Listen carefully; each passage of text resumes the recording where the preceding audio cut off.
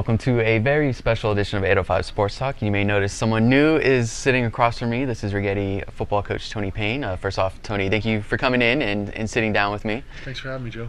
Yeah, so we're just going to get right into it. Less than 2 months away from the season. You're at your alma mater, ready to start your head coaching career at Righetti High School. What's kind of your emotions right now? What's your focus? Kind of what's going through your mind, less than 2 months away from the season starting? I don't even have time to worry about my emotions right now. We have a lot to install offensively and defensively. We have a great turnout, lots of boys at all three levels, and I've just got a lot to do. So emotionally, I'm ready. I've got these butterflies in my stomach, and I'm not sure if it's nerves or if I'm just so anxious to see what this group of athletes can do. And what have the last few months been like? You got the job a couple months ago. Have you kind of just been forging ahead, doing a lot of installation, changing things? What's kind of been your focal point, the last few months since you've gotten this position? Without a doubt, our focal point has been trying to fuse a passing game with the pistol wing tee. We're running the same offense that we ran last year. I love that offense. It's right up our alley. However, we needed to get our passing game up to par with our run game. We have two fantastic quarterbacks, a senior named Brandon Giddings and a junior named Logan Mortensen. Both those boys have dove head on into this. They're competing with each other. They make each other better every day. And our passing game is really coming along beautifully. I love it. We know you have a lot of experience coaching the offensive line. What's that situation looking like? Have you really, kind of focused on that area? Do you kind of just take the offense as a whole? What's kind of been, your focal point as a coach when you look at the X's and O's stuff? Where do you try to get these guys better at? Well, I'm an offensive lineman down to my bones. Chris Spence and we both coach the offensive line, and when you're running the wing tee, that's the most important part, and it demands the most focus and the most reps. This summer, while we have no pads on, we've been able to put a lot of work into the passing game, but come July 16th, it'll be full go on our run game and our base run. I'm really excited about the kids that we have coming back on the line. Our two guards are studs, Christian Mondol and Papa Martinez. They're exactly what we need at the guard position, and then we have some other tough kids filling in the other spots. Everybody's been putting in so much work in the weight room, Joe, that every coach knows that's the key, but our team's put a lot of time and a lot of effort and committed to that weight room, which I couldn't be more excited about. So we talked a little bit about the quarterbacks, the line. What about the running back situation? Damian Robles was a great back for the last 2 seasons. He's gone. You mentioned Adon Solis kind of will be counted upon, I think, a lot this season. Talk about him and just that whole running back group you guys got. My pleasure, Joe. We have a stable. It does. It starts with Adon Solis. He's going to be our go-to tailback and get the majority of the carries. I can tell you that right now. But we also have other running backs, and we have 3 running backs on the field at all times. So guys like Isaiah Gayfield he's going to be a huge difference maker. We have a new player named Kadasi Napa. He came from up north, a gift dropped right on our doorstep. We have a junior class that's full of what I call clones. There's about 4 or 5 guys that are all about 5'10", 200 pounds, tough as nails, great in the weight room. They block and they catch and they run, and I'm really excited to see what they can do in this offense. All right, now I first met you when you were the head coach of Orchid Academy. Now you're here at Righetti. How much have you grown as a coach, since you left Orchid Academy? And are there a lot of differences you think between running your program, 8-man program at Orchid Academy to, a bigger school?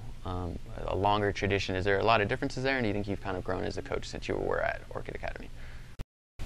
Well, I hope I've grown since Orchid Academy. I don't think that I would have even had the the base or the confidence to apply for this job, which is, it's my dream job. You know, I did grow up here, and I'm so thrilled to have this opportunity.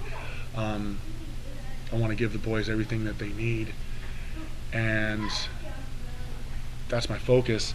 As far as Orchid Academy goes, when I was there, we played football. There was no gimmicks. Yeah. There were no, you know, sometimes in 8-man football they change things up to account for their athletes. But at Orchid, we ran the football. We taught the basics, and that's pretty much what I'm doing now. I definitely have a lot more athletes to work with. I have a lot more coaches on my staff.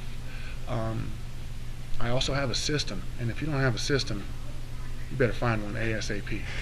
All right. So you got a system, but you know, August 17th, you got Santa Maria coming to Righetti. Last time Santa Maria was there, I think they beat you guys 2 years ago. I think that's before you were there. So I'm sure, you know, if there were guys that were on that team are pretty excited to defend their turf. What do you think the team's going to be like heading into that game on that Friday night, hosting Santa Maria to start things? What do you think the atmosphere is going to be like over there? Well, I think the atmosphere will be jumping. Last year, Santa Maria High School and their football team, they did amazing things over there. I'm proud of their coaching staff and that team. It was amazing. Their run will last for a long, long time, and it has brought back a rivalry between our two schools. I know that Coach Ellington and all of those guys are putting in work right now. We got a chance to work together at the FCA game and talk about our first game. I think those kids will be ready. I think those kids are going to be coming in with a championship mindset, and I'm hoping to have my boys ready for that.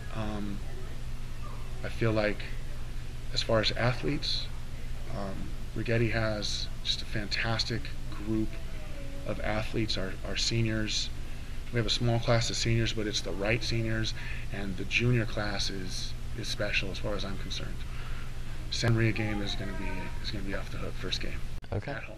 All right, and we talked about a lot of athletes over there, but we haven't got to Caleb Thomas yet, really. The Pac-5 MVP as a junior. Usually you don't see that with the guy who plays in the trenches, but he won an MVP, so that speaks volumes about the football player he is. Do you think there's going to be another increase in his play this year?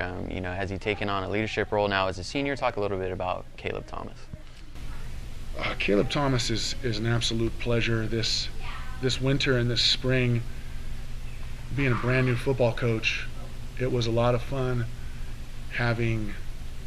every day having a D1 football coach come onto my campus and talk to me about our football program, and more specifically Caleb Thomas and what Caleb Thomas is going to do on our football program this year.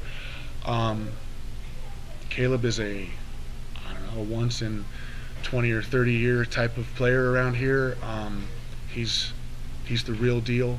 He is athletically, I don't think that there's anything I've seen that compares to him on both sides of the ball. Obviously he was the defensive MVP, or he was the MVP of the league, but he played a lot of defense last year. This year we've got him playing a lot of tight end and defensive tackle.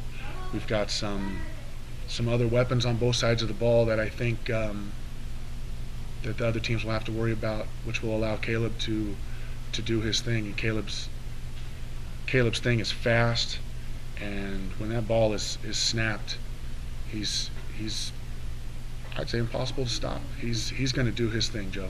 Okay. Yes, he is. Yeah, I don't think anyone doubts that. Looking at the league, we got the Mountain League this year, pretty much the same as the Pac-5, but we swap out SLO with St. Joseph, and you guys will end the season, the regular season that is, against St. Joseph at home.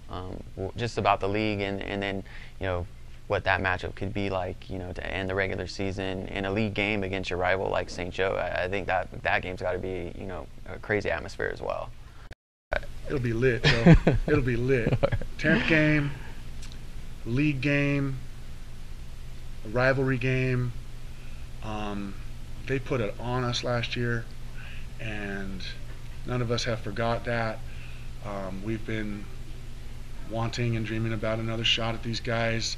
They have a brand new coach who comes in with a lot of experience and a lot of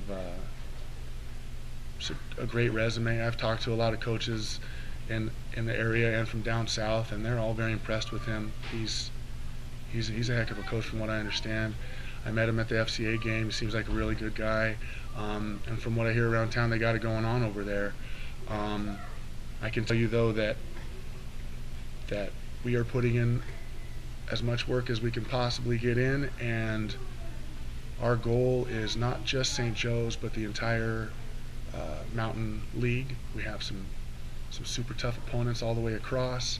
I think we start with Paso and we end with St. Joe's, and if we want to reach all of the goals that we've set for ourselves this year, Paso's first, and St. Joe's is the last one that we've got to face. But that whole league schedule is going to be tough, and it's going to be fun. All right, and this is also the first year you guys are moving to the Central section. Do you think about that at all?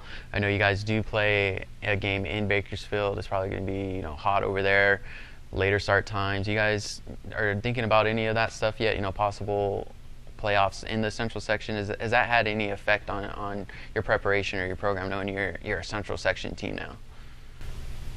I like being a Central section team.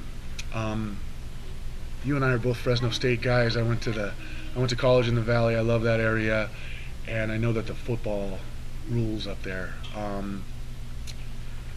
I have put a lot of thought. There's some significant differences between the Central and the Southern section. In the Central, everybody makes the playoffs, and so we're definitely looking forward to that. However, in the Central section, the higher seed always gets the home game, and if we can get those guys out here on the coast, that would really, really serve us. All coaches hate to look ahead to something like that, but it's got us excited. Like, the feeling is new. Some of the rules for the off season are different. Like you said, we are playing an opponent from Bakersfield Centennial that's a storied program. They've had some really good football players out of that, and like you said, it's going to be in September, and it's going to be hot. We've got a lot of work to do before then. I got to get these boys in shape. We just had a 7-on-7 contest in Paso, which was really, really hot, and it was excellent preparation. The boys now see, like, wow, it's going to be a significant difference, and we got to be ready. All right. Well, good luck this season. The Warriors start Friday, August 17th at home against Santa Maria, so I'm sure you'll be spending the next 7 weeks or so, getting your guys ready. So I appreciate you coming in. Thanks, Joe. Appreciate you. So Tony Payne and I broke down Righetti's upcoming schedule this season, but we're going to look at the rest of the area's schedule. We've been breaking it down week by week, and we're at week 4 and week 5. Lorenzo, you've kind of spearheaded that, looking at all these weekly matchups. And week 4, you highlighted Paso against PV, Buena at Cabrillo, and then an 8-man showdown, VCA versus Villanova Prep. What kind of stood out to you among those all 3 of those matchups? What do you like about those? Do you think they're going to be close games, important games? Just talk about some of those matchups. Well, I want to start with Buena at Cabrillo, which is where I'll probably be on that night. You have Cabrillo, as you know, moving into the Channel League. It just so happens Buena is a former Channel League representative, and not only that, A.J. Pateras, as we know, comes over from Ventura High. Ventura High's biggest rival down in that region is Buena. So you got to believe that, along with the Lompoc game, along with the first league game, this is a game that A.J. Pateras has circled down, especially for Cabrillo, considering the fact that, there seems to be no love lost between a Ventura High Cougar and a Buena Bulldog. So there's that reasoning there. Paso Robles and Pioneer Valley, I feel like these teams are near similar in identity. Pioneer Valley seems to love thriving on pounding the football, relying on mobile quarterback play, a big line. Paso Robles is no different. Granted, last year there was that uproar with the Larry Grant issue. Now that things have kind of simmered down there, they've settled on J.R. Reynolds. They also got Hunter Barnhart back at quarterback, that dual threat who really energized that program, made that playoff run in the end, also that Pac-5 run. So, I'm very intrigued by that matchup. I also wanted to make sure, in breaking down these games, that 8-man also got some love. And looking at that VCA Villanova Prep matchup, I felt it was a really good one, considering the fact that Villanova Prep out in Ojai, 19-4 in the last 2 seasons, and they've been a stable power in the eight-man division. Yeah, and I think, VCA just deserves mentioning on what they did last year and what they bring back. I think VCA is going to be really good this year. They kind of been in the middle of the pack as far as, Division II 8-man programs go the last few years, but last year was a step in the right direction, and then Adam Aldana should be back for VCA, and that guy's a stud. I think they also get Ethan McCoy back, so I think should be a lot of excitement around VCA this year. They've kind of been, hanging around there, being able to make the playoffs, finishing second in that Coast Valley League, but I think there's some legitimate excitement brewing around VCA. Elliott, you love VCA. Do you think we should be excited about the Lions, prospects this season? McCoy will be the starting quarterback for the first time, but that doesn't mean he will be a quarterback for the first time. He spent a lot of time as tight end, but they used him an awful lot of quarterback. He played a decent amount behind Trenton Lane last year, so he's experienced, and they bring a lot of talent back. They're going to lose some on their offensive line to graduation. They're losing their big center, but I'm not so sure they can match up with Villanova Prep. They're a powerhouse in 8-man, but I think they match up well with their league, and I think Pete Fortier's got those kids headed in the right direction. He's got the talent. He's got some young kids coming up that were freshmen last year that'll suit up this year again, but get on the field. So I'm looking forward to it. I think the VCA is going to have a good run, especially in their league. Yeah, and Lorenzo, you mentioned Paso Robles and Hunter Barnhart. I think they have, as much potential as any of our teams that are moving to the Central Section. I wouldn't be surprised if they can, make a playoff run. They might be the Mountain League favorite. They got past all that coaching stuff last year. J.R. Reynolds is in charge. So I think, that's going to be a huge mountain to climb for Pioneer Valley in that game, and I think Paso is going to be good this year. And here's another thing, too, I should mention about Paso Robles. They really give you that notion that they were kind of like a Central Section team anyway. And they actually have a good history going against the likes of Central, Bullard. They've handled themselves really well. They've also beaten Clovis High at La Monica Stadium. And from my 559 days, that's one of the hardest things to do because there's no track. The students really get on top of you. It's an actual football stadium. Another thing I'll mention about Paso Robles, they opened the year against Buchanan and Kendall Milton and Brock Jones, the 2 national prospects. Jones, the latter one, prospect for football and baseball, currently on Cal Poly's radar and a bunch of Ivy League schools. Paso Robles also gets Sanger this year too, and that game is at Paso Robles. So you got 2 true 1 high school cities going after each other. Probably possibly could be a playoff preview in Division I for the Central Section. Yeah, Paso's done a good job, I think, of playing consistently some of the better Central Section programs. You mentioned that Clovis game. They've always kind of started the season with some of those Central Section schools, so they're ready for Central Section football, and they kind of fit that mold, I think, like you mentioned, Lorenzo. So I think they're definitely going to kind of seamlessly transition into the Central Section. I think Arroyo Grande is in position to do kind of the same thing there, at least football-wise. I can kind of see a seamless transition into, kind of Central Section supremacy for Paso and AG. I wouldn't be surprised if they're kind of right in the mix right from the get-go, competing against some of the top Central Section programs. Paso was a team in turmoil last year when that season began, but they righted the ship midway through the year. They made a good playoff run, and they've got all that behind them. So I'm excited to see what they'll do from week 0. I think they got a good year coming up, and I think they're going to thrive on some of those Central Section schools and show their new leagues and new playoff opponents that the Central Coast teams are up for the challenge. Keep in mind also, Paso Robles has also gone against McClymonds, the state champion out in Oakland. So, I mean, Paso Robles, to me, they don't duck or run from competition. Yeah, they've done a great job with their schedule over the years, and it looks like that's continuing this year. That Buchanan game is going to be a lot of fun, I think. If you love football up there in northern SoCal County, you got to check that one out. Moving on to week 5, the big one for us, St. Joseph at Lompoc. It's no longer a Los Padres League matchup like it's been the last few years. St. Joseph does have, a lengthy losing streak to Lompoc since I've been here, so we'll see if St. Joseph can kind of bounce back. I don't know. I think those teams are kind of in similar positions. New quarterbacks, new running backs. It's going to look. Each of those teams are going to look a lot different this year. Lorenzo, what kind of intrigues you about that St. Joseph at Lompoc matchup? I'm more intrigued to see what Pepe Villaseñor does compares to what past St. Joseph coaches couldn't do against Lompoc. I mean, Dustin Davis had his chances with St. Joseph going against Lompoc, and those games were actually fairly close from what I saw. And then you saw what happened last year, where just things unraveled after Dino Maldonado's first turnover. But Villaseñor is going against arguably the best coach in our region, in Andrew Jones. So it might be one of those like chess game battles. But I mean, Jones has been doing this for a long time. As Elliott likes to say, he has players in his back pocket. So I mean, yeah, both teams are pressing the reset button, but granted, on Lompoc's side, they have a little bit more varsity experience compared to St. Joseph, with Leandre Coleman coming back, Jacob Nunez coming back. You also got Cam Iribian and Declan Sparrow expected to battle for that quarterback position. Iribian's a familiar surname because his older brother is currently at Humboldt State. So, I mean, there's still plenty of intrigue for this matchup, but I'm more intrigued to see what Pepe Villaseñor does to slow down Lompoc. Yeah, that should be a great coaching matchup between those two guys.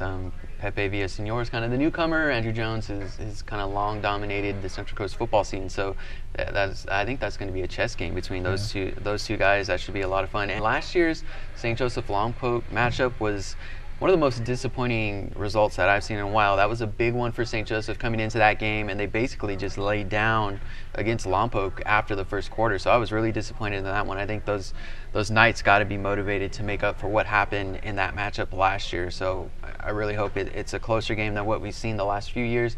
I think 3 years ago it was decided by about 2 points, but Lompoc has really kind of asserted itself the last couple matchups. Elliott, how do you feel about that one, St. Joe Lompoc? I don't feel good for St. Joe. I never do when it's against Lompoc. Lompoc's tradition under Andrew Jones is they don't lose until deep in the playoffs. And I don't see that changing here. St. Joe's got a new coach. They're going to have a new quarterback this year. This will show the Knights how they stack up against a legitimate playoff team and what kind of work they have to do. But it's midway through the season, so they better get their act together long before that. If I were gambling on these high school games, which we don't, I would never go against Andrew Jones. And it's been a rivalry game. They may not be in the same league anymore. They may not be in the same section anymore. But that doesn't mean that Andrew Jones is going to let his kids take a playoff. I mean, he'll do everything he can to put as many points on the board as he can so that his second team can get some reps, and maybe even his third team if he can get it that high. So I hope for a good game, but I don't hold out a whole lot of hope for the Knights. We can gamble. We're not FIFA, so there's that. I will add one more tidbit about Pepe Villaseñor. I was down at the Rams 7-on-7 this past Saturday with a lot of Ventura County coaches and teams in general, and they know the name Pepe Villaseñor, and they just have a lot of high praise that he is a mastermind. He is a good players coach as well. So, we'll see how it all unfolds this season. Yeah, and I think another interesting aspect to that St. Joseph Lompoc matchup is who they play before them, because they both pretty much have gauntlets before they meet up. So I think they're going to be, kind of weary coming into that game. Maybe each of them will be banged up because they both got a lot of traveling. I think St. Joseph will be in the Valley twice for games. Lompoc, of course, is going to play Bishop Diego and Simi Valley before that game. So these two teams will be definitely battle-tested heading into that one, but hopefully, it's not marred by injuries or something like that. Also in Week 5, we have AG taking on Fresno Bullard. That should be fun. AG's played, I think, more Bakersfield, Kern County's teams previously in non-league games like Bakersfield Independence or Liberty, but now they're going to take on a pretty decent Fresno team in Bullard. We also have another 8-man matchup, Riverdale Christian at Orchid Academy. I think you mentioned that's Orchid Academy's first Central Section team that they're playing to start their kind of change. That they're hosting wherever they'll play that one, somewhere in Santa Maria probably. And so I think those are also two intriguing matchups, and we're going to see how AG looks against a big Fresno area program in Bullard. So what kind of intrigues you about those? Yeah, you know what? In looking at AG and Bullard, they're just such a mirror image of one another. Like, I got used to seeing a lot of Bullard teams, and they thrive on the wing tee. They thrive on just pounding the football, using a big line, using strong linebacker play. Those are staples of Arroyo Grande. And, I mean, James Gilman's going to be going against a very stout linebacker group that Bullard has. You got Don Arax, who's been there for, I want to say, about 20 years. Just he's in that Mount Rushmore in the Fresno area for high school football coaches, and I think it's smart on Arroyo Grande's end to schedule somebody from Fresno. That way it kind of gets them acquainted come playoff time with the travel, with getting familiar with the likes of Bullard, Edison, Central, last year's Section D1 champion, the Clovis schools as well. So, I mean, I would definitely believe that Arroyo Grande is battle tested, because they did. You mentioned they played against Liberty. I mean, we know how stout Liberty is in the Bakersfield area, and they seem to handle themselves well. And keep in mind, they've also gone against Westlake in the playoffs and Camarillo during the regular season as well. So I think AG, like Paso, it's another team that thrives off of competition like that. Yeah, I'm excited for Mike Hartman's second season at Arroyo Grande as well. It wasn't a great start last year, but they really righted the ship. You know, we're in contention for a league championship there for a while, and James Gilmet, a guy you mentioned, it seems like he's been there forever, but he has another year at AG. I'm also, wanting to see how Jed Rance does this year. Former St. Joseph kid. I think this is his second year at AG, one of the top linebackers in our area. So I think he's going to have a lot of fun playing against some of these Central Section teams. So I think it's a big year for AG, against Central Section schools or anybody else, to see how they do in year two of Mike Hartman. I think Mike Hartman's ready to turn that program into a sustained kind of dominant program in Central Section. I think Mike Hartman's there for the long haul, and this is a big year for him, year two. Well, I mean, look how many years Tom Goosen was there, and then previously Doug Hitchens. So it seems like when you take over at AG, you're not there for a year. You're there for like 10, 15 years. Yeah, that's a premier position to be a head football coach is at Arroyo Grande with the tradition that they have over there.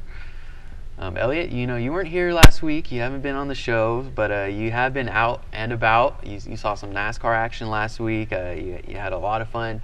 Kind of break down your week at NASCAR and just where you've been the last week or so. Well, I see Jason's put up some NASCAR. That's Martin Truex leading Clint Boyer through turn 11 at the Sonoma Raceway for their NASCAR Toyota Save Mark 350. That was Sunday. Before that, I went to Reno and spent 4 days as guests of Cotton and Karen Rosser at the Reno Rodeo. That was a good time, but that thing runs forever. 9,000 people a night, and they run it 10 days, and the first 9 days they run 2 go-rounds. There are so many competitors, and then on the 10th day, the top 12 come back for the championship. So it's an impressive rodeo. But then we headed over to Sonoma to the NASCAR races. We were there for the qualifying and for the K&N Series, K&N Pro West Series race on Saturday, and that was won by Will Rodgers of Solvang. There's his number 7 car in the background, and he's a Dryden Performance Products sponsor. And there's Will there. He's the young man whose dad owns a Solvang Brewing Company. And, of course, when you win there, you get a chalice of wine. And but I asked him, what are you going to celebrate with? Because we were in wine country. And he said that, no, he loves the wine country. He loves the wine, but they were celebrating with Solvang Brewing Company beer. And I talked to his mom and dad, and they were really proud of him. They came up from Solvang for the races, and it was a whole family weekend, and that was actually Will's 4th straight road course win. Wow. And he's one of the K&N NASCAR Next drivers that they're spotlighting and hoping that they can move him up into the big series, the trucks, Xfinity, and eventually the Monster Energy Cup races. So he had a great weekend. He's a great young kid, and we spent a lot of time together over the course of the weekend. And I'd known him before. He came in 2nd last year in the same race to Kevin Harvick. This time around, Harvick wasn't in the race, but they did have 5 Monster Energy Cup racers in that race, and the best they could do was 2, 3, and 5. So he outran them. He really showed that he's got an awful lot of talents. And they have a 16-year-old girl named Haley Deegan, who finished in the top 10, and she would have challenged for the lead, but she was having some engine problems as the race wore on, but she still finished 7th. And then, of course, on Sunday was the Cup race, the Monster Energy Cup race, and that was really a two-man race between Martin Truex and Kevin Harvick. And Cole Payne is Martin Truex's crew chief, and he pulled a fast one on the field. This is a race where tire management is important, and about midway through the race, a little more than midway through the race, it looks like there's only one caution when a car's AJ excuse me, Allmendinger blew his engine. He missed a shift, ground his gears, and blew up his engine, and that would cause a 3-lap caution. And other than that, there were 2 cautions for the stages, because they do the stage racing, but it was non-stop racing all afternoon. And Truex had the lead, then Harvick took the lead, and Harvick had the speed, and Kevin Harvick told me we knew we had the speed on him, and Martin Truex talked to me and said the same thing, that they knew that Kevin Harvick had the speed. So where it came a point where they were all starting to pit, green flag pitting, Harvick's team all lined up on the wall. Cole Payne had everybody lining up on the wall, getting ready to jump over the wall for when Truex came in to pit. So Harvick's crew chief called him in to pit at the same time, and then Truex ran right on by him and stayed on the track for 7 more laps, built a huge 23-second lead, so that when he went off the track and back on it with a 13-second pit stop, he was right back in the mix, but as the race wore on, he had the fresher tires, and only took him a couple laps to catch up, pass everybody, and then he went on to another 23-second lead, and then he slowed it down. And he said to me that he was really nervous. Having the big lead, it made him really nervous, because he didn't want to mess up.